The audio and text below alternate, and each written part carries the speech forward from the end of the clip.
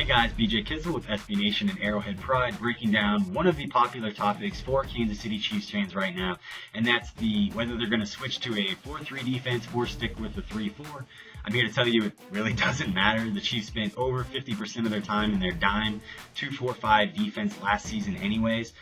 With offenses being as diverse and complex as they are and the different personnel groupings they're running out there, you're not going to be stuck into one specific scheme, so it really doesn't matter what your defining defense really is. I think what Chiefs fans really want to know in regards to the scheme is how are Justin Houston and Tamba Ali going to be used in whatever scheme the Chiefs run next season on defense. Justin Houston led the Chiefs in sacks last season with 10, finished third on the team in tackles with 66, and even fourth on the team in passes defensed with 5. Tamba Ali finished the season with 9 sacks and has 35.5 sacks over his last 3 seasons.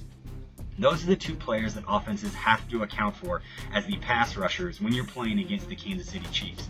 I think those are the 2 guys that whatever defensive coordinator comes into Kansas City, those are the 2 guys he's going to want to feature. Versatile players that can get after the passer. Those are the guys that you want to feature your defense around.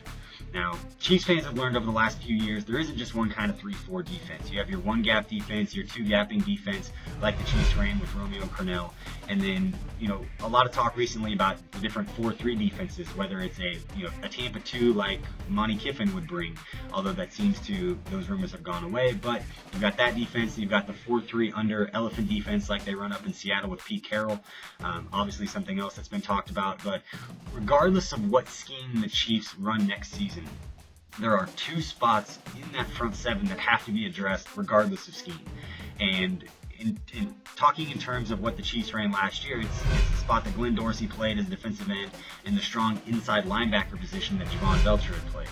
So I think when you're talking about the Chiefs maybe making the switch to a 4-3, if you want Justin Houston and Tamba Ali as your 2 defensive ends, then you're missing 2 linebacker spots on either side of Derek Johnson.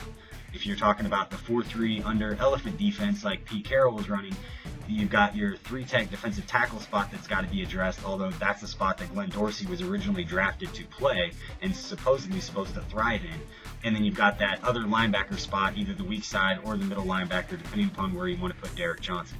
So regardless of scheme, there's 2 spots that the Chiefs have to address in the front 7, regardless of scheme and regardless of who the defensive coordinator is going to be. So I think that seeing who the Chiefs target in free agency and the draft might give us a really good idea as far as what kind of defensive scheme the Chiefs want to run. Obviously, the rumors of Bob Sutton, the Jets linebackers coach and assistant head coach, being the new defensive coordinator for the Chiefs means that a 1-gapping 3-4 defense could be in the cards, but there's still those 2 spots, the 1 linebacker spot that Javon Belcher played, and then obviously the defensive line spot that Glenn Dorsey had played that have to be addressed. Obviously, Tyson Jackson's contract situation has to be addressed as well.